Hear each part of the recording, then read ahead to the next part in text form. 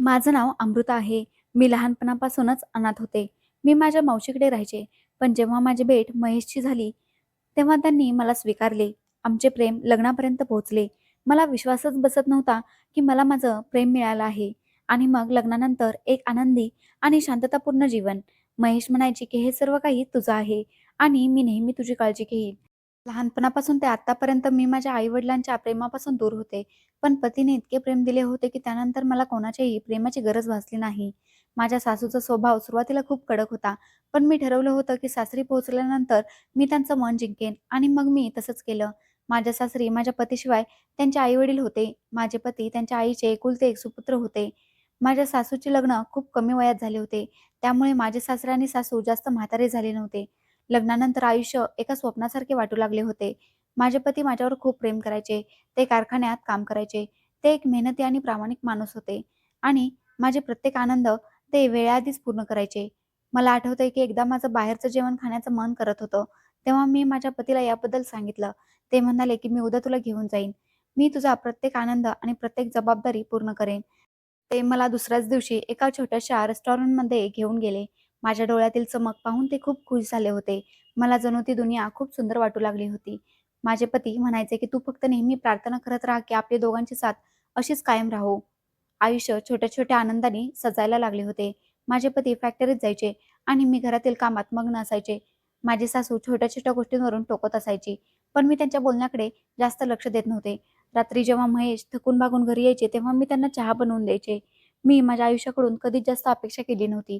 माझ्या डोक्यावर नेहमी माझ्या पतीचा प्रेमाचा हात असावा, एवढीच माझी इच्छा होती, जी आता आम्हाला मिळाली होती. माझ्या लग्नाला 8 महिने उलटून गेले होते, पण अजूनपर्यंत कोणतीही आनंदाची बातमी नव्हती. सर्वजण मला विचारायचे, की "बेटा, आनंदाची बातमी कधी देते?" दिवस जात होते. मी प्रत्येक दिवशी आनंदाचा शोध घेत होते. मग देवाने मला बाळाची आनंदाची बातमीही दिली, ज्यामुळे महेश खूप खुश झाले आणि म्हणू लागले, की "तू बघ अमृता, मी तुझी खूप काळजी घेईन. आपलं बाळही खूप निरोगी असेल." आम्ही दोघेही खूप खुश होतो आणि आमच्या बाळाच्या भविष्याबद्दल विचार करत असायचो. माझे पती म्हणायचे, की "मी माझ्या मुलांना शिकवेन आणि त्यांना यशस्वी बनवेन." आणि मी त्यांच्या बोलण्यावर हसत राहायचे. माझ्या सासूलाही जेव्हा ही आनंदाची बातमी मिळाली, तेव्हा त्यांच्या मनात माझ्याबद्दल जी थोडीफार नाराजी असायची, तीही आता संपली होती. आणि त्यांनीही माझ्या गरोदरपणाच्या दिवसात खूप माझी काळजी घेतली.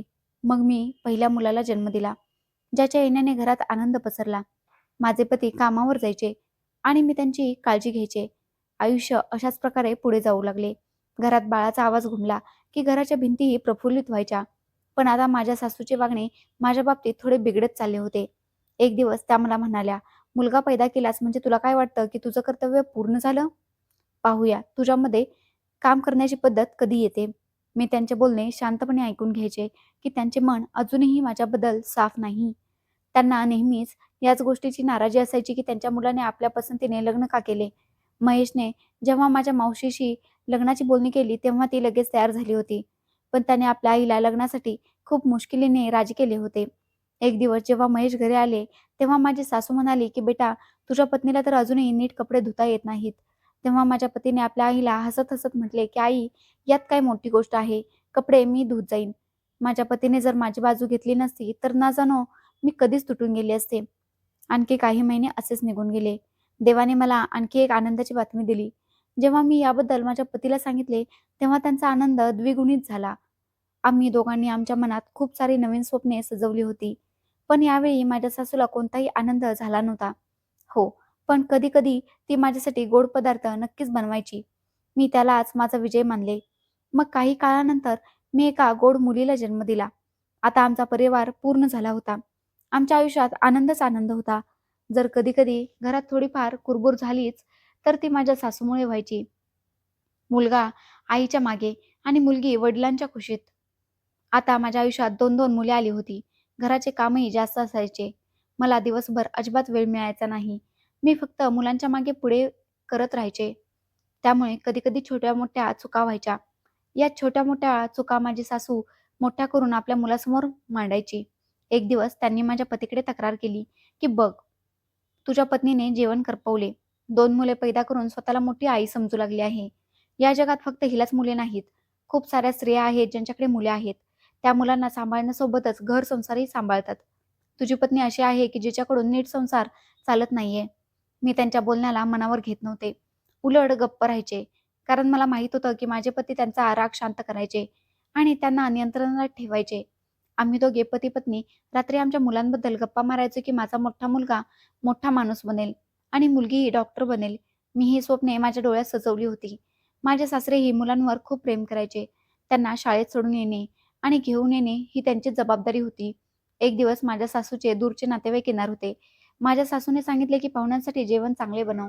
मी ठरवले होते की मी पाहुण्यांसाठी कोणत्याही गोष्टीची कमतरता भासू देणार नाही. माझ्याकडून जेवढे शक्य होईल तेवढे मी माझे सर्वोत्तम देईन, जेणेकरून माझ्या सासूच्या मनात माझ्यासाठी जागा निर्माण होईल. ती कुठेतरी माझ्यावर खूप खुश होईल. माझे पती फॅक्टरीत गेले होते आणि मी पाहुण्यांसाठी घरात चांगले चांगले पदार्थ बनवत होते. घरात वर्दळ होती. मी सर्व तयारी केली होती. रात्रीची वेळ झाली तेव्हा सर्व पाहुणे आले होते. पण खूप विचित्र गोष्ट होती की अजूनपर्यंत महेश घरी आले नव्हते. मी डायनिंग टेबलवर ताटवाट्याही मांडल्या होत्या आणि माझ्या सासूला म्हटले होते की आई किचनमध्ये जाऊन जेवण तपासून घ्या. मला वाटलं की आज त्या नखरे दाखवणार नाहीत. शेवटी आज मी त्यांचे मन जिंकण्याचा प्रयत्न केला होता. माझ्या सासूला जेवण तर आवडले होते, पण त्यांचा मूड अजूनही तसाच होता. रात्रीचे 9 वाजले होते.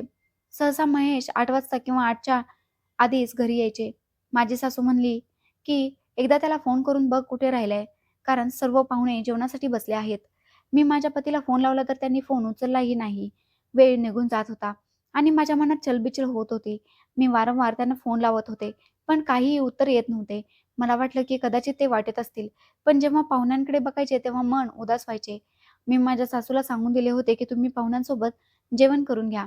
माहिती नाही महेशला यायला किती वेळ लागेल. नाईलाजाने माझ्या सासूला पाहुण्यांसोबत जेवण करावे लागले. मी खूप काळजीत होते. वारंवार दारावर नजर खिळलेली होती, की कधी महेश घरात प्रवेश करतील. पण काही वेळानंतर साधारण 11:30ची वेळ असेल, जेव्हा अचानक गल्लीत गोंधळ उडाला. लोक आमच्या घराच्या दाराकडे येत होते. मी माझ्या मुलीला कुशीत सावरले आणि जशी घराच्या दाराकडे धावले तसाच मोहल्ल्यातील एक मुलगा धापा टाकत आला आणि म्हणाला की "अमृता वहिनी, महेश भैयाचा अपघात झाला आहे." हे ऐकून तर माझी मुलगी माझ्या हातातून सुटली. माझ्या सासूने तिला सावरले. मी विचारले कुठे आहेत ते? तर त्याने सांगितले की भैया रुग्णालयात घेऊन गेले आहेत. मी धावतच रस्त्यावर आले. कशीबशी रिक्षा पकडली आणि हॉस्पिटलपर्यंत पोहोचले. पण तिथे पोहोचल्यावर समजले की माझ्या पतीचा मृत्यू झाला आहे. एका वॉर्ड बॉयने मला येऊन ही बातमी सांगितली.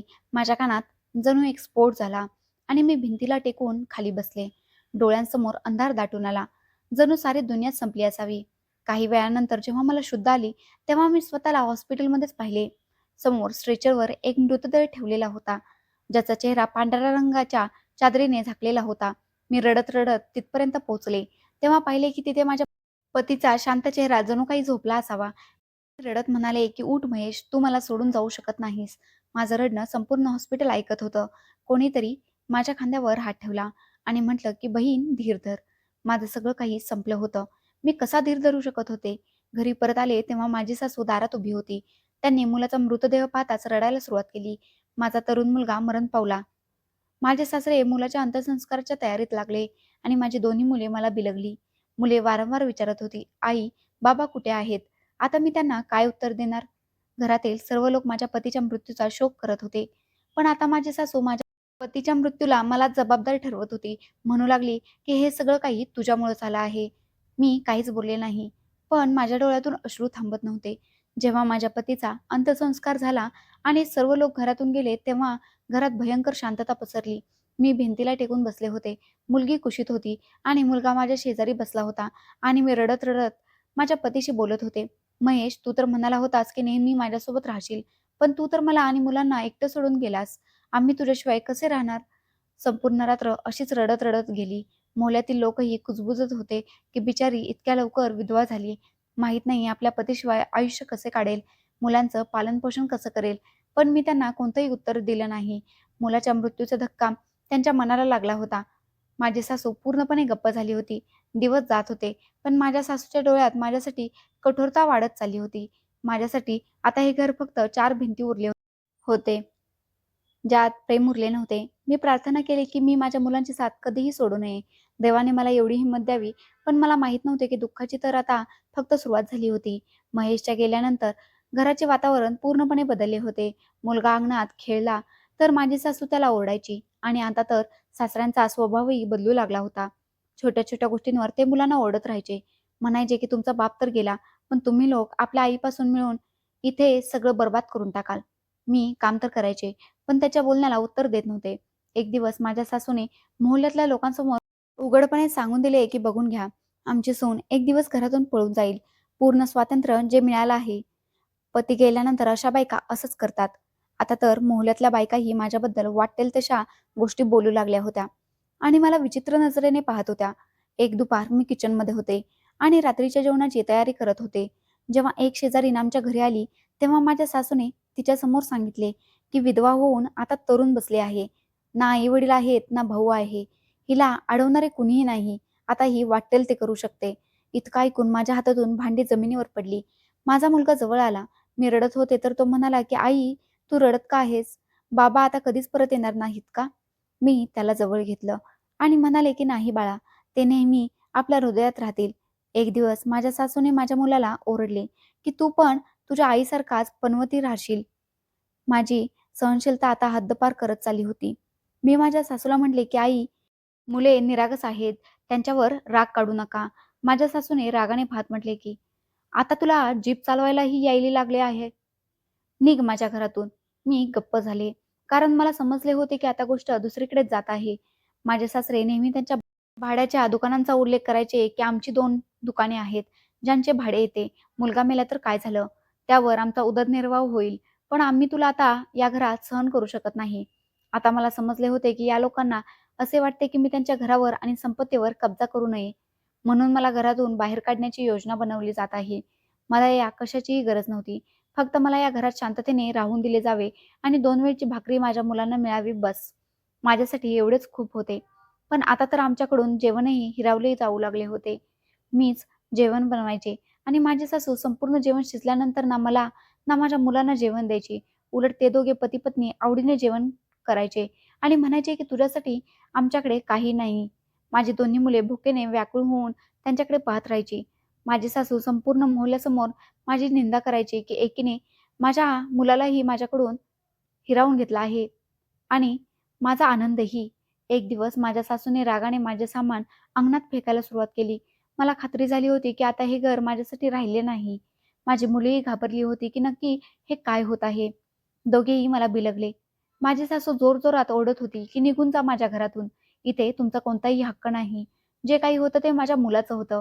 आता माझा मुलगा राहिला नाही तर तुम्हालाही काहीही देणार नाही. मी शांतपणे माझे सामान आवरले आणि मुलांचा हात पकडून दरवाजाच्या दिशेने चालू लागले. मनात फक्त एकच आशा होती, ज्यांचं कोणी नसतं त्यांचा देव असतो. मी दरवाजाच्या बाहेर पाऊल टाकण्यापूर्वी शेवटच्या वेळी या घराकडे वळून पाहिले होते, जिथे मी कधीही माझी दुनिया सजवली होती. माझा मुलगा माझ्या साडीचा पदर धरून उभा होता. मुलगी कुशीत होती, तर मुलगा म्हणू लागला की आई, आपल्याला कुठे जायचे आहे? पण माझ्याकडे त्याला देण्यासाठी कोणतेही उत्तर नव्हते. मी काही वेळ आमच्या गल्लीत उभे राहिले आणि विचार करत राहिले की कुठे जाऊ. मोहल्ल्यात असं कोणीही नव्हतं जे आमची मदत करेल. ज्याच्या दारात मी मदत मागायला जाईन. मी काही वेळ आमच्या गल्लीत उभे राहिले आणि विचार करत राहिले की मी कुठे जाऊ. मोहल्ल्यात असं कोणीही नव्हतं जे आमची मदत करेल. ज्याच्या दारात मी मदत मागायला जाईन. शेवटी मी मुलांना घेऊन मोहल्ल्याच्या बाहेर एका जुन्या झाडाखाली जाऊन बसले. रात्र वाढत होती. मुले म्हणू लागली की आई, भूक लागली आहे. मुलगीही रडत होती. मी माझ्या डोळ्यातील अश्रू पुसले आणि स्वतःला सावरले. काही वेळानंतर मोहल्ल्यातील एक मुलगा मला शोधत तिथे आला आणि म्हणू लागला की अरे अमृता वहिनी, तुमच्या सासूने तुम्हाला बोलवले आहे. त्या म्हणतायत की तुम्हाला एका अटीवर घरात परत घेऊ देतील. मी आश्चर्याने विचारले की कोणती अट? त्याने नजर खाली चुकवून सांगितले, वहिनी, त्यांचं म्हणणं आहे की तुम्हाला घरात मोलकरीण बनून राहावे लागेल.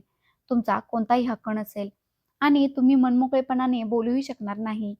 फक्त काम कराल आणि गप्प राहाल. माझी पावले अडखळली, पण मी माझ्या मुलांच्या चेहऱ्याकडे पाहून दया करत म्हटले की ठीक आहे, मी येत आहे. मी जेव्हा माझ्या सासरी पोहोचले, तेव्हा माझ्या सासूने मला घराच्या आत येऊ दिले. दारातच सासरे बसले होते. त्यांचे वागणेही कडक होते आणि सासूचे तोंडही वाकडे झालेले होते. आता या घरात माझी स्थिती अत्यंत वाईट झाली होती. सकाळी लवकर उठणे, घरात झाडू मारणे, भांडी घासणे, जेवण बनवणे. पूर्वी जी माझी सासू थोडंफार काम करत असे, आता तिच्या आयुष्याची सर्व कामे करणे ही माझी जबाबदारी बनली होती. दिवसभर मी एका मशीनसारखे काम करत असायचे. जेवणाच्या वेळी माझी सासू आपल्या पतीसोबत जेवायला बसायची. माझ्या आणि माझ्या मुलांसाठी काहीच जेवण उरायचे नाही. माझा मुलगा एक दिवस रडत म्हणू लागला, की "आई, खूप कडाडून भूक लागली आहे." मी माझ्या सासूला हात जोडून रडत म्हटले, की "आई, मुलांना खाण्यासाठी काहीतरी द्या." तिने पोळीचा एक सुका तुकडा जमिनीवर फेकला. "हे घे आणि तुझ्या मुलांना खायला घाल." माझ्या डोळ्यात पाणी आले. मी अश्रू पुसले आणि तोच पोळीचा तुकडा उचलला आणि माझ्या मुलांना भरवला. त्यावेळी माझ्या डोळ्यातून अश्रू थांबत नव्हते, की आज काय वेळ आली आहे. माझा पती या घरात नाहीये, तर माझ्या मुलांना सुकी पोळी खावी लागत आहे. दुसऱ्या दिवशी माझ्या मुलीची खूप प्रकृती बिघडली.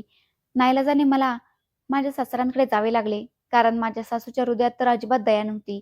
मला वाटलं, की कदाचित सासऱ्यांच्या मनात थोडी तरी दया शिल्लक असेल. मी त्यांना म्हटले, "सासरे बुवा, सुनीताची प्रकृती खूप बिघडत चालली आहे. तिला उपचाराची गरज आहे. डॉक्टरांकडे घेऊन जायचे आहे. पैसे द्या." तर ते म्हणाले, की "वेडी झाली आहेस का? मी माझ्या सगळ्या दुकानाचे भाडे तुमच्यावर खर्च करू?" त्यांनीही नकार दिला होता. मग मी नाईलाजाने माझ्या मुलीला घेऊन सरकारी दवाखान्यात गेले. जिथे डॉक्टरांनी सांगितले, की "तुमच्या मुलीला तसा कोणताही आजार नाहीये, पण नीट जेवण न झाल्यामुळे शरीरात कमजोरी आली आहे. फक्त तिच्या खाण्यापिण्याची काळजी घ्या." मी मोठ्या मुश्किलीने माझ्या अश्रूंवर नियंत्रण मिळवले आणि मुलांना घेऊन घरी आले. मुलांची अवस्था दिवसेंदिवस कमकुवत होत चालली होती. मी पुन्हा माझ्या सासूला विनंती केली, की "आई, मुलांना खाण्यासाठी काहीतरी द्या. माझी मुले खूप कमकुवत होत चालली आहेत." पण ती म्हणाली, की "जर मुलांची एवढीच काळजी आहे, तर आपल्या नवऱ्याला का मारलंस?" मी दचकून म्हटले, "हे तुम्ही काय म्हणत आहात आई? मी माझ्या पतीला का मारेन?" ती म्हणाली, की "हो, हो, तू नाही मारलंस, पण तुझ्या पनवतीने तर मारलं." मी गप्प झाले आणि समजून गेले होते, की या लोकांना काहीही सांगण्याचा काहीही उपयोग नाही. मी वैतागले होते. त्या दिवशी मी ठरवले, की मला काही ना काही करावेच लागेल. दुसऱ्या दिवशी मी माझ्या मुलांना सावरले आणि शेजारीच काम मागण्यासाठी गेले. ती स्त्री सहानुभूतीने म्हणाली, की "अमृता, तू तुझ्या मुलांसाठी मेहनत तर करत आहेस, ठीक आहे. पण यासाठी तुला तुझ्या सासूची परवानगी घेणे जास्त गरजेचे आहे." जेव्हा मी माझ्या सासूकडे परवानगी मागितली, तेव्हा ती भडकली आणि म्हणू लागली, की "शरीफ घराण्यातील बायका नोकरी करत नाहीत. तुझी इच्छा आहे, की मी तुला नोकरी करण्याची परवानगी देऊ, तेही लोकांच्या घरात झाडूभांडी करण्याची." मी मनात विचार केला होता, की मला जर माझ्या मुलांचे पोट भरायचे असेल, तर काही ना काही तर करावेच लागेल. दिवसेंदिवस माझे सासरे आणि सासू मला खूप त्रास देत होते. कधी मुलगी रडली तर तिला ओरडायचे, कधी मुलगा खेळला तर त्यालाही ओरडायचे. हे सगळं काही मला खूप वाईट वाटायचं. मी माझ्या मुलाला जवळ घेतले आणि म्हटले, की "बाळा, मी तुम्हाला कधीही उपाशी मरू देणार नाही." आता मी दररोज माझ्या सासूचे अत्याचार सहन करून रात्री विचार करायचे, की कोणताही मार्ग निघून जावा.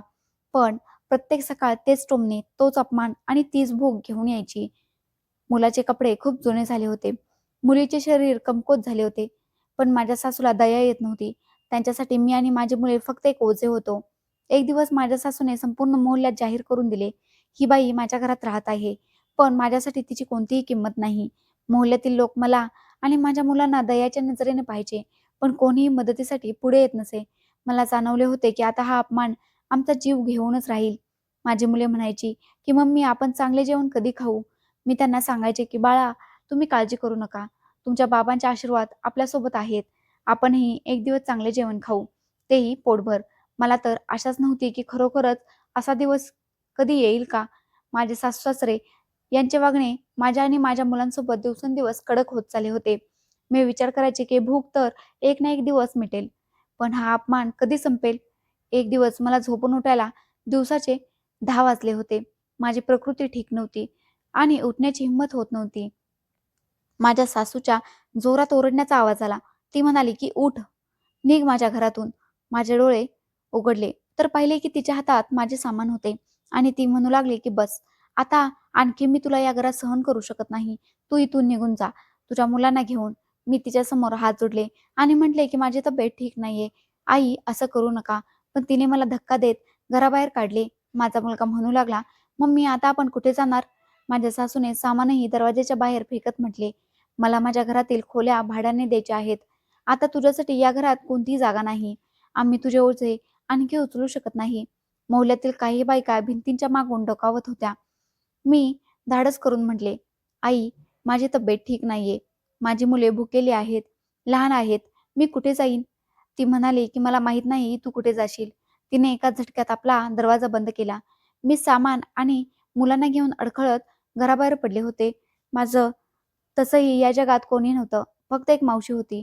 पण मला माहीत होतं की आता तीही मला स्वीकारणार नाही. मी तरीही एकदा तिच्या घरी गेले.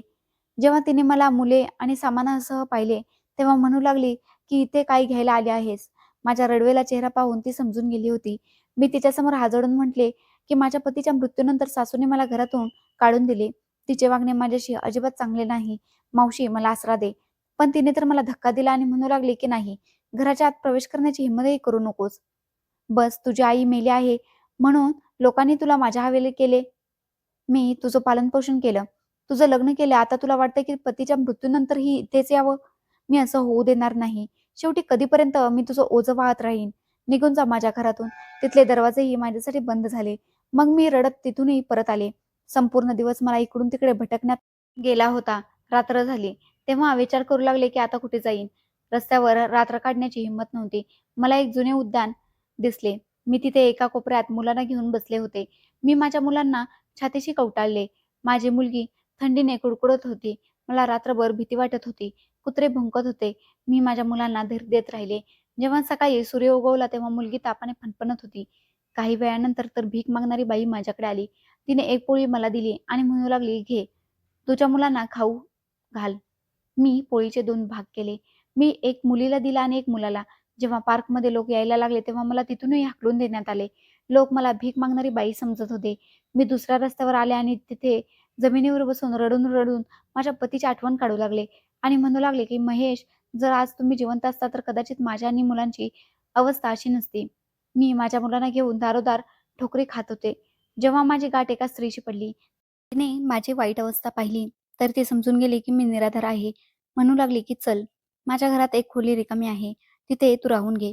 या अनोळखी स्त्रीने प्रेमाने म्हटले. माझा हात पकडला. तेव्हा माझी मुलेही माझ्यासोबत चालू लागली. ती स्त्री मला एका जुन्या वस्तीत घेऊन गेली. छोट्या-छोट्या गल्ल्या आणि मोडकी-तोडकी घरे, जुनासा दरवाजा आणि ती आम्हाला आत घेऊन गेली. म्हणू लागली, की "हे घर माझं आहे. राजवाडा तर नाहीये, पण तुला डोक्यावर छत मिळेल." मी नजर फिरवून संपूर्ण घर पाहिले. घराची अवस्था बाहेरून जेवढी खराब होती, त्याहून कितीतरी पटीने आतून खराब होती. मुलांना एका बाजूला बसवले आणि मग एका जुन्या स्टीलच्या वाडग्यात आमच्यासाठी ती पाणी घेऊन आली. तिने एक छोटासा बिस्किटाचा पुडा माझ्या मुलाला दिला. भुकेमध्ये त्याच्यासाठी हेही खूप जास्त होतं. त्याने बिस्किट तोडून खाल्ले. मग ती माझ्यासमोर बसली आणि म्हणू लागली, की "तू काय करतेस?" मी तिला माझ्याबद्दल सर्व काही सांगितले, तर ती माझ्याशी सहानुभूती दाखवू लागली आणि म्हणू लागली, "बहीण, या जगात कोणीही कोणाचे स्वतःचे नसते. त्यामुळे कोणाकडूनही अपेक्षा ठेवू नकोस." मी म्हटले, "मी तुमच्या घरातही कोणतेही काम करून घेईन. तुमच्या घराची साफ करून देईन. फक्त मला माझ्या मुलांसाठी छत हवे आहे." त्या स्त्रीने हसून म्हटले, की "अशी कामे तर सगळेच करतात, पण इथे काम काहीतरी वेगळे आहे." ती माझ्याकडे झुकली आणि माझ्या कानात हळूच म्हणू लागली, की "तुझे सौंदर्य तुझ्या कामी येईल. तू खूप सुंदर आहेस. कमाई चांगली होईल." तिचे शब्द ऐकून तर माझे होशच उडाले होते. मी घाबरत म्हटले, की "नाही, मी हे काम करू शकत नाही. मी तर फक्त माझ्या मुलांसाठी इज्जतीने जगू इच्छिते." ही गोष्ट समजल्यानंतर की ती स्त्री मला चुकीचे काम करण्यासाठी भाग पाडू इच्छिते. मी तिच्या घरात आता 1 मिनिटही थांबू शकत नव्हते. मी माझ्या मुलीला छातीशी लावले आणि तिच्या घरातून निघून गेले. ती माझ्या मागे-मागे आली आणि म्हणू लागले, की "बघ, विचार कर. यात तुझाच फायदा आहे." मग मी तिचे काही ऐकले नाही. मी माझ्या मुलांना घेऊन तिच्याच घरच्या पुढे बसले होते. कारण रात्र झाली होती. मी ठरवले होते, की सकाळ होताच मी इथून निघून जाईन. ती स्त्री आपल्या दारात आली आणि म्हणू लागली, की "अजूनही विचार कर.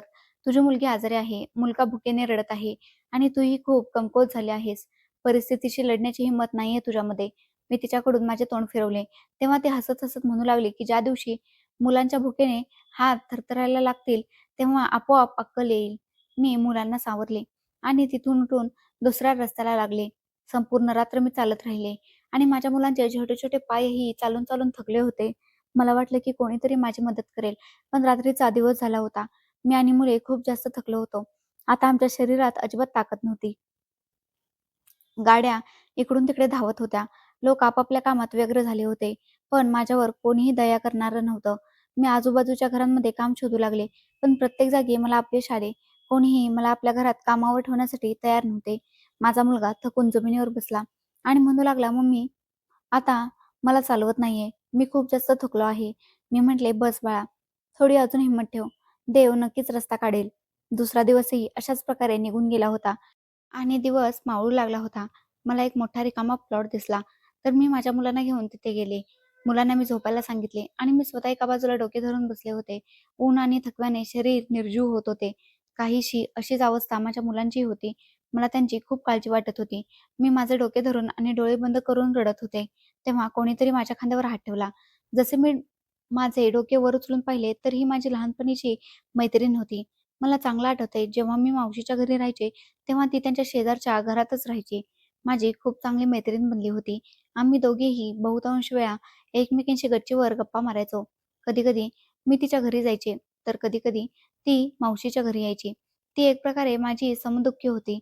पण माझ्या लग्नापूर्वी तिचे लग्न झाले आणि ती लग्न करून कुठल्यातरी दुसऱ्या शहरात निघून गेली होती. आज इतक्या वर्षानंतर तिला माझ्या डोळ्यांसमोर पाहून मी ढसाढसा रडू लागले. मी तिला मिठी मारली. असं वाटत होतं जणू मी खूप काळानंतर कोणी आपल्या माणसाला पाहिलं आहे. तिने आश्चर्याने म्हटले, की "तू इथे काय करत आहेस अमृता?" मी एवढेच म्हटले, की "मी सर्व काही गमावले आहे सानिका."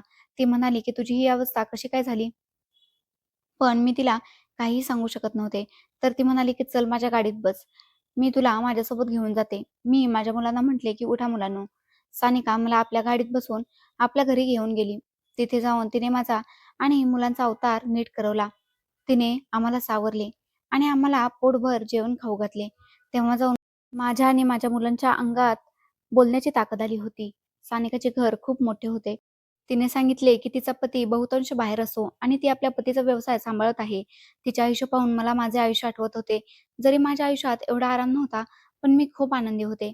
पण आता तर माझे आयुष्य जणू बेरंग झाले होते. पोटभर जेवण खाल्ल्यानंतर माझ्या मुलांच्या चेहऱ्यावरही थोडी चमक आली होती. मग मी तिला माझ्या आयुष्याबद्दल सर्व काही सांगितले. ती म्हणाली, की "मला तुझ्याबद्दल ऐकून खूप वाईट वाटले." ती मला सहानुभूती दाखवत होती. "पण आता तू काय करणार आहेस? रस्त्यांवर इकडे-तिकडे अशीच फिरत राहणार, की स्वतःसाठी आणि मुलांसाठी काही करणारही आहेस?" मी म्हटले, "काय करू यार?" मी खूप प्रयत्न केला. लोकांच्या घरात कामही शोधले. इकडे-तिकडे धक्केही खाल्ले. पण मला काही यश मिळाले नाही. ती म्हणाली, की "बघ अमृता, मला कोणताही त्रास नाहीये. तू माझ्या घरात राहू शकतेस. पण आपल्या आणि मुलांच्या भविष्याबद्दल विचार कर. शेवटी असं कधीपर्यंत चालेल?" मी म्हटले, "मी प्रयत्न करत आहे. बस तू मला कुठेही नोकरी मिळवून दे. मी तुझ्यावर ओझे बनू इच्छित नाही. तू मला तुझ्या घरात राहण्याची परवानगी दिलीस, हेच माझ्यासाठी खूप आहे." ती म्हणाली, "अरे नाही यार, तू कसल्या गोष्टी करत आहेस? तू माझी लहानपणाची मैत्रीण आहेस. मी तुझी साथ देणार नाही, तर मग आणखी कोण देणार?" मी तिला थँक बोलले. माझी मुले इथे शांततेत राहत होती.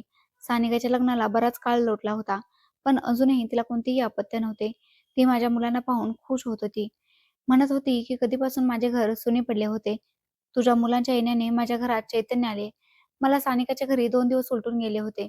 माझी मुलगी, जिची तब्येत आधीपासून खराब होत चालली होती, आता जेव्हा तिला सानिकाच्या घरी ताप आला होता, सानिका तिला पाहून काळजीत पडली आणि म्हणू लागली, "मी आत्ता आणि याच वेळी तुला हॉस्पिटलमध्ये घेऊन जाते."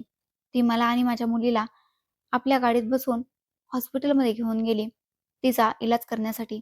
तिने तिच्या पैशाने माझ्या मुलीवर उपचार करवले. ज्या हॉस्पिटलमध्ये ती मला घेऊन आली होती, इथले डॉक्टर तिच्या पतीचे मित्र होते. तिने माहिती नाही डॉक्टर साहेबांशी काय बोलणी केली, की डॉक्टर साहेबांनी औषधे तर दिलीच होती, पण सोबत हेही म्हटले, की "मॅडम, काय तुम्ही इथे नोकरी करू शकता? इथे रिसेप्शनिस्टची जागा रिकामी आहे. तुम्हाला चांगला पगार मिळेल." मी माझ्या डोळ्यात चमक भरून डॉक्टर साहेबांकडे पाहिले. सानिका म्हणू लागली, की "लगेच होकार दे. अशी नोकरी तुला कुठेही मिळणार नाही अमृता." मी माझ्या मुलांकडे पाहिले, जे इतक्या दिवसांपासून खूप अस्वस्थ आणि कमकुवत झाले होते. मी लगेच या नोकरीसाठी होकार दिला. जरी मला हे काम येत नव्हते, हे हॉस्पिटल माझ्या सासरच्या मोहल्ल्यापासून थोड्याच अंतरावर बनलेले होते. मला माहीत होतं, की सानिकाने इथेही माझी मदत केली आहे. कदाचित मी तिचे हे उपकार आयुष्यभर विसरू शकणार नाही. जर मैत्रीण सानिकासारखी असेल, तर मग मला माझ्या मैत्रीचा अभिमान होता. सानिकाच्या घरी येऊन माझ्या मुलांना पोटभर जेवण मिळत होते, शांततेचे जीवन मिळत होते आणि ती इथे मऊ बिछाण्यावर शांत झोप घेत होती. जणू माहिती नाही कधीपासून जागी होती. माझ्या मुलीची तब्येतही हळू सुधारत होती. मुलीची तब्येत सुधारली तेव्हा मी लगेचच हॉस्पिटलमध्ये रिसेप्शनिस्टच्या नोकरीवर जाणे सुरू केले. मी इथे मन लावून काम करायचे, नंबर वगैरे लावायचे आणि रुग्णांना त्यांचे रिपोर्ट दाखवायचे. माझे काम डॉक्टर साहेबांना आवडत होते. मुलांसाठी औषधेही मला इथून मोफत मिळत होती. पण इथे काम करताना जेव्हा मला सासरच्या मोहल्ल्यातील काही लोकांनी पाहिले, तेव्हा लगेच ही गोष्ट जाऊन माझ्या सासूला सांगितली, की तुमची सून हॉस्पिटलमध्ये नोकरी करत आहे. बस त्या दिवसानंतर माझ्या सासूने मला बदनाम करायला सुरुवात केली. तिला तर संधीच मिळाली होती. माझी सासू म्हणायची की माहिती नाही कोणत्या मार्गावर चालू लागले आहे, माहिती नाही कोणत्या लोकांसोबत काम करत आहे, माहिती नाही कोणकोणत्या पुरुषांसोबत राहू लागले आहे. माझ्या सासूने पुन्हा एकदा माझ्या चारित्र्यावर शिंतोडे उडवले होते. मी पुन्हा एकदा सर्व काही सहन केले. पण माझ्या मेहनतीवर आणि सच्चेपणावर ठाम राहिले. आता मला समजले होते की इज्जत स्वतः कमवावी लागते. कोणाचेही तोंड बंद करता येत नाही. एक दिवस डॉक्टर मेहरा म्हणाले, की "अमृता, तू काळजीत का आहेस?" तेव्हा मी त्यांना माझ्याबद्दल सर्व काही सांगितले होते. त्यांनी माझ्यावर दया केली आणि माझा पगार वाढवून दिला होता. काही दिवस गेले तेव्हा ते म्हणाले, की "अमृता, आता वेळ आली आहे, की तुला तुझ्या हक्कासाठी लढावे लागेल. तू कधी विचारच केला नाहीस की तुझ्याकडे मुले आहेत. सर्वात मोठी ताकद तर मुले असतात. तू पाहिजेस तर तुझ्या सासरकडून तुझ्या मुलांचा हक्क घेऊ शकतेस. कारण तुझ्या पतीच्या संपत्तीत तुझ्या मुलांचा हक्क आहे आणि कायदा तुला तुझ्या मुलांचा हक्क मिळवूनच देईल. पण त्यासाठी तुला आवाज उठवावा लागेल. तुला हिंमत जुळवावी लागेल. तू तुझ्या सासरच्या लोकांवर केस दाखल कर." मी दचकून म्हटले, की "केस माझ्या सासरच्या लोकांविरुद्ध?" तर ते म्हणाले, की "हो. आपला हक्क मागण्यात लाज वाटता कामा नये." डॉक्टर मेहरा यांनी गंभीर होऊन म्हटले, "माझ्या आत अनेक वर्षांपासून दबलेल्या धाडसाला जागे केले. मी मनात ठरवले होते, की आता ना तर मी अत्याचार सहन करेन आणि नागाई खपवून घेईन. माझ्या मुलांचे भविष्य बनवण्यासाठी आता मला न्यायालयाच्या दरवाजापर्यंत पोहोचावे लागेल." हॉस्पिटलच्या रिसेप्शनवर बसल्या-बसल्या मी अनेकदा स्वतःला प्रश्न विचारला होता, की मी काय खरोखरच इतकी मजबूत झाली आहे, की खरोखरच लढू शकेन? डॉक्टर मेहरा यांच्या गोष्टी माझ्या डोक्यात घुमत राहायच्या आणि मग माझ्या मैत्रिणीचा पाठिंबाही मला हिंमत द्यायचा. काही दिवसानंतर सानिकाचे पती अनिल जेव्हा घरी आले, तेव्हा सानिकाने त्यांना माझ्याबद्दल सांगितले. तेव्हा ते म्हणाले, की "बहीण, तुम्ही तुमच्या हक्काची लढाई करा. आम्ही तुमच्या सोबत आहोत. आम्ही तुम्हाला कधीही एकटे सोडणार नाही." मला त्या लोकांच्या पाठिंब्यामुळे खूप जास्त हिंमत मिळाली होती. जरी हे लोक मला उशिरा भेटले होते, पण देवाने त्यांना माझ्यासाठी देवदूत बनवून पाठवले होते. सानिका, तिचे पती आणि डॉक्टर मेहरा यांचे उपकार मी आयुष्यभर विसरू शकत नाही. सानिकाच्या पतीने म्हटले, की "बहीण, डॉक्टर मेहरा अगदी बरोबर सांगत आहेत. हक्क घेण्यात अजिबात संकोच करू नये आणि मग कायदाही याची परवानगी देतो. जे काही तुमच्या पतीचे होते, आता ते तुमच्या मुलांचे झाले आहे." एक दिवस जसे काम संपले तशी मी लगेच डॉक्टर साहेबांच्या केबिनमध्ये गेले आणि त्यांना हळू आवाजात म्हटले, की "डॉक्टर साहेब, मी तयार आहे. माझ्या मुलांचा हक्क घेऊ इच्छिते." डॉक्टर मेहरा यांनी मान डोलावून मला एका वकिलाचा नंबर दिला. ते म्हणाले, की "ॲडव्होकेट शर्मा जे आहेत, माझे खूप चांगले मित्र आहेत. तुमची खूप मदत करतील." मी त्यांचा मोबाईल नंबर माझ्याकडे जपून ठेवला होता आणि डॉक्टर मेहराजींचे आभार मानले. मी देवाचे नाव घेऊन पुढे जाण्याचा निर्णय घेतला. दुसऱ्या दिवशी जेव्हा माझी वकील शर्माजींशी भेट झाली तेव्हा मी त्यांना माझ्याबद्दल सर्व काही सांगितले, की कशाप्रकारे माझ्या सासूने माझ्या पतीच्या मृत्यूनंतर मला त्रास दिला. मला आणि माझ्या मुलांना घरातून हाकलून दिले आणि कशाप्रकारे मी माझ्या मुलांना घेऊन दारोदारी ठोकरे खात राहिले. वकिलाने माझे संपूर्ण बोलणे लक्षपूर्वक ऐकले आणि म्हटले, की "तुमची केस तर खूप मजबूत आहे. तुमच्या पतीच्या संपत्तीत तुमच्या मुलांचाही हक्क आहे आणि कायदेशीररित्या हे सिद्ध होईल." कार्यवाही सुरू झाली होती. सर्व कागदपत्रेही गोळा केली गेली होती. माझ्या पतीच्या फॅक्टरीतील पगाराची नोंद, दुकानांची कागदपत्रे, जी माझ्या सासऱ्यांनी आपल्या ताब्यात ठेवली होती. पहिली नोटीस जेव्हा माझ्या सासरी पोहोचली, तेव्हा माझे सासू-सासरे अस्वस्थ झाले होते आणि संपूर्ण मोहल्ल्यात खळबळ उडाली होती. मोहल्ल्यातील बायका आपापसात चर्चा करत होत्या आणि बघा तर खरं, विधवा असूनही आपल्या सासू-सासऱ्यांवर खटला दाखल केला. जमाना किती खराब झाला आहे. माझ्या सासूने मोहल्ल्यातील लोकांना एकत्र करून माझी निंदा करायला सुरुवात केली. म्हणू लागली, की "पहा, जगातील लोकांनो, मुलाची विधवा आम्हाला कशाप्रकारे त्रास देत आहे. आम्हा म्हाताऱ्या पती-पत्नीचा आधार आमच्याकडून हिरावून घेत आहे. आमचे सर्व काही तिला हडप करायचे आहे." मला जसा-जसा माझ्या सासूच्या गोष्टी समजत राहिल्या, मी शांतपणे ऐकत राहिले. आता माझा उद्देश फक्त माझ्या मुलांना त्यांचा हक्क मिळवून देणे हाच होता. बाकी मला कोणाकडे काहीही लक्ष द्यायचे नव्हते. जगाच्या बोलण्याचा आता माझ्यासाठी कोणताही अर्थ राहिला नव्हता. कोर्टात तारखा सुरू झाल्या होत्या. माझ्या सासू-सासऱ्यांच्या डोळ्यात आरोप आणि हतबलता सर्व काही दिसत होते. एक दिवस कोर्टाच्या बाहेर माझी सासू माझ्याजवळ येऊन म्हणू लागली, की "तुला लाज नाही वाटली? आमची इज्जत मातीत मिळवताना आपल्या शरीफ सासऱ्यांना कुठेतरी मान वर करून जगू दे." माझे सासरे पूर्णपणे गप्प उभे होते. कमरेला हात बांधून उभे होते. मी समजून गेले होते, की ते माझ्यावर नाराज आहेत. पण आता त्यांच्या नाराजीचा माझ्यासाठी काही अर्थ नव्हता. मला माहीत होते, की तेही तर मला खूप वाईट समजायचे. मी माझ्या सासूच्या डोळ्यात डोळे घालून पहिल्यांदाच बोलले आणि तिला म्हटले, की "मला फक्त माझ्या मुलांचा हक्क हवा आहे. यापेक्षा जास्त मी कधीच काहीच तुमच्याकडे मागितले नाही. हो, प्रत्येक वेळी तुमच्यासमोर हात जोडून सांगायचे, की माझ्या मुलांचा विचार करा. ते भुकेले आहेत, ते आजारी आहेत, पण तुम्ही काय केले? कधी माझ्या मुलांचा विचार केला? नेहमी मी तुमचे प्रत्येक अत्याचार सहन केले, पण आता नाही. आता जर मला माझ्या मुलांच्या हक्कासाठी लढावे लागले, तर मी लढेन. जर त्यांचा हक्क हिरावून घ्यावा लागला, तर मी हिरावूनही घेईन. माझ्या सासू-सासऱ्यांनी जेव्हा मला अशा प्रकारे भडकताना पाहिले, तेव्हा ते दोघेही गप्प झाले. काही महिने खटला असाच चालत राहिला. मला सानिका, तिचे पती आणि डॉक्टर मेहरा अशाच प्रकारे हिंमत देत राहायचे, की हिंमत हारू नकोस. तुझ्या बाजूने निकाल नक्की लागेल. वेळ लागेल, पण एक ना एक दिवस तुला आणि तुझ्या मुलांना तुमचा हक्क नक्की मिळेल. हॉस्पिटलमधील माझी नोकरी ही आता कायमस्वरूपी झाली होती. मी माझ्या मेहनतीने सर्वांचा विश्वास जिंकला होता. मी खूप कष्ट करायचे. मुलेही आता शांततेत राहू लागली होती. मुलगा शाळेत जाऊ लागला होता. मुलीची तब्येतही सावरत होती. एक दिवस कोर्टात निकाल सुनावण्यात आला, ज्याच्या आवाजाने स्पष्ट सांगून दिले, की माझ्या मुलांना त्यांच्या वडिलांच्या संपत्तीचा हिस्सा दिला जावा. माझे हातपाय थरथरायला लागले. हा फक्त एक कायदेशीर विजय नव्हता. हा माझा स्वाभिमान, सहनशीलता, मेहनत आणि इज्जतीचा विजय होता. माझे सासू-सासरे भर न्यायालयात लज्जित झाले होते. ते जे आपल्या मुलाचा हक्क त्यांच्या मुलांना देऊ इच्छित नव्हते, उलट समजत होते की संपूर्ण आयुष्यभर त्यांनी आपल्या मुलाला लहानाचे मोठे केले. बस त्याचा आणि त्याच्या मुलांचा हक्क अदा झाला. पण त्यांना हे माहीत नव्हते की त्यांच्या मुलाच्या मुलांना आपल्या वडिलांच्या हिश्श्याची खूप गरज होती. सहसा पाहिले जाते की जे वडिलांचे असते, ते सर्व काही मृत्यूनंतर त्यांच्या मुलांचे असते. माझे सासू-सासरे विचार करत होते की त्यांचा मुलगा मेला. आता मुलाने जे कमावले तेही स्वतःकडे ठेवले आणि स्वतःचे कमावले तेही स्वतःकडे ठेवले. त्यातून ते मला आणि माझ्या मुलांना काहीही देऊ इच्छित नव्हते. म्हणूनच त्यांनी आम्हाला घरातून बाहेर काढले. पण त्यांना हे माहीत नव्हते की प्रत्येक माणसाची वेळ एकसारखी राहत नाही. वेळ बदलते. मी खूप काही सहन केले होते. पण जेव्हा गोष्ट माझ्या मुलांच्या आरोग्यावर आणि त्यांच्या भुकेवर आली, तेव्हा मी स्वतःवर नियंत्रण ठेवू शकले नाही आणि ते पाऊल उचलले. जे उचलताना मी वारंवार माझ्या पतीचा विचार करत होते. मी देवाचे आभार मानले. मी माझ्या मुलाला म्हटले, की "बघ बाळा, आता आपलं आयुष्य पूर्वीसारखं राहणार नाही. आता सर्व काही ठीक होईल." माझी निष्पाप मुले म्हणू लागली, की "मम्मी, म्हणजे आता आपण उपाशी झोपणार नाही?" मी म्हटले, "नाही बाळा, आता आपल्या आयुष्यात फक्त आनंदच आनंद असेल." माझ्या डोळ्यात पाणी आले होते. सर्वांनी मला शुभेच्छा दिल्या. काही दिवसानंतर मला डॉक्टर मेहरा यांनी सांगितले, की "आता तुला तुझ्या वाटणीच्या जमिनीवर आणि दुकानांवर ताबा मिळवावा लागेल. हवे तर कायदेशीर मार्गाने त्याची देखरेखही होऊ शकते." मी म्हटले, "डॉक्टर साहेब, माझी इच्छा आहे की सर्व काही नियमानुसार व्हावे. ना अत्याचार, ना अतिरेक." मला माझ्या सासरच्या घरातूनही अर्धा हिस्सा देण्यात आला होता आणि माझ्या सासऱ्यांची जितकी दुकाने होती त्यापैकी अर्धी दुकाने मला देण्यात आली होती. जेवढे भाडे आता माझ्याकडे येऊ लागले होते, घराचा अर्धा हिस्सा जो मला मिळाला होता, तिथे मी माझ्या मुलांना घेऊन राहायला गेले होते आणि हॉस्पिटलमध्ये तीच नोकरी करत होते, जी करायची. माझी मुले आजी-आजोबांकडे जाण्यासाठी आसुसलेली असायची.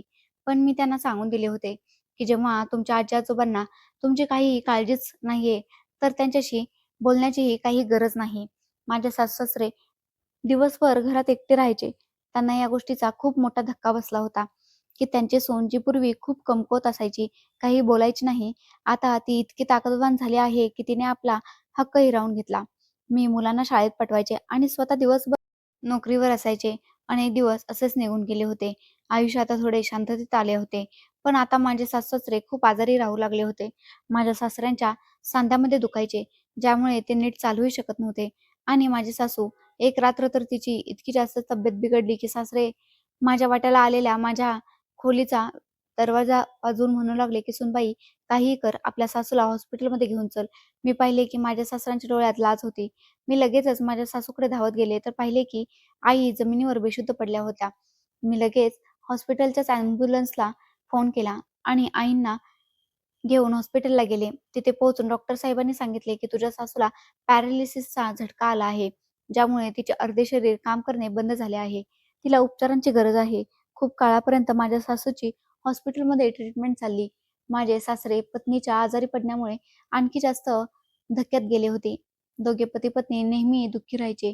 मी जी पूर्वी माझ्या सासू-सासऱ्यांकडे लक्ष देत नव्हते, आता सासू आजारी पडल्यामुळे तिची सेवा करू लागले होते. माझी सासू नेहमी कडू बोलायची.